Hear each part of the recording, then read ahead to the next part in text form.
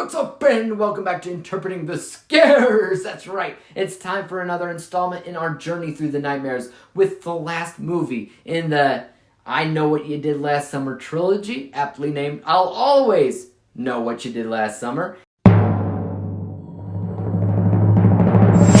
I'll Always Know What You Did Last Summer has your favorite fisherman serial killer return once again to stalk a whole new set of teenagers aware of the urban legend and history of this character. How might it play out, you might ask? Well, watch the first movie to find out, because it's essentially a remake. So there's both things that I liked about this third film as well as disliked, of course, but I would definitely say it has more negatives than it does positives. So I'll just kind of go ahead and get the positives out of the way. One of the major gripes that I had about I Still Know What You Did Last Summer was that it missed out on red herrings, because you already knew who the killer was, and it was essentially just part 2, or episode 2 in a TV series just continuing a story. And the first film was almost all about red herrings. It was a part of the soul of that film. A killer with a hook for its hand, now that's been done before. Heck, I'm reviewing the other series with a killer with a hook for its hand this month too. So it was important for the series to stand out a different way for me. The way that I saw it was red herrings. Thankfully, red herrings are indeed back for this third film. I wouldn't say they're as strong as the first, where everybody could essentially be guilty, but they all definitely had their moments where they seem menacing, or maybe they might be guilty in a way, so that's good. But honestly, that's pretty much the last good thing that this movie specifically does. The rest is either business as usual or just plain bad. One of the main issues with this film is simply the fact that it's essentially just a remake of the first movie. That's it. I mean, it is structured almost identically to the first film, as if it's a remake, yet it still refers to the events of the first at the same time. Even the littlest things that shouldn't really matter or be remade are dealt with in the same exact way.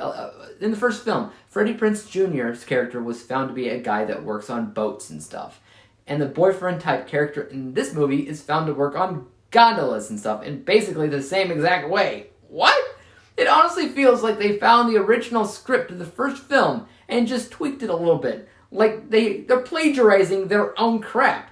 Past that, the technical side of this film is not dealt with very well. If you're gonna copy the first, you might as well copy the first where it went well from a tactical aspect, such as the gory kills. The kills in this film were light and laughable. Some of the dialogue in terms of ADR work was also so bad and noticeably bad. And you know, the first film at least tried to give the serial killer a reason for his madness. They tried to explain who he was as a character, even though he was crazy. It made sense for the type of film that it was. And in this, they just made him Michael Myers, essentially. And it basically made him an undead zombie ghost or something. It's so stupid.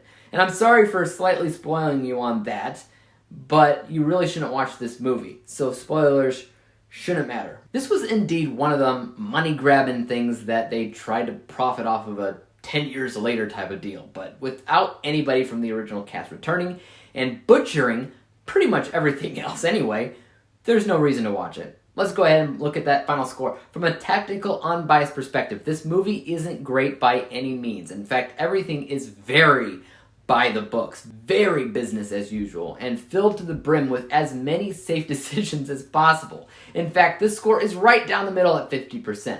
My bias score, or just how I felt about the film as a whole, was significantly lower than that because I was just unimpressed overall. I get what they were trying to do, but there's literally no reason for anybody to watch it at all. Hey guys, what do you want to watch tonight? Ooh, I know. How about I'll Always Know What You Did Last Summer? No, guys.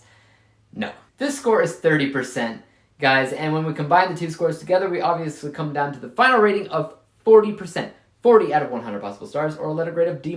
Guys, have you seen all these I Know What You Did Last Summer films? And if so, let me know your thoughts on all of them and how you rank them and everything. As for YouTube, you guys know what to do. Hit that like, subscribe button, and bell to be notified when I come out with my next review. And until then, what? Peace out! Dave examines movies we just watch for fun.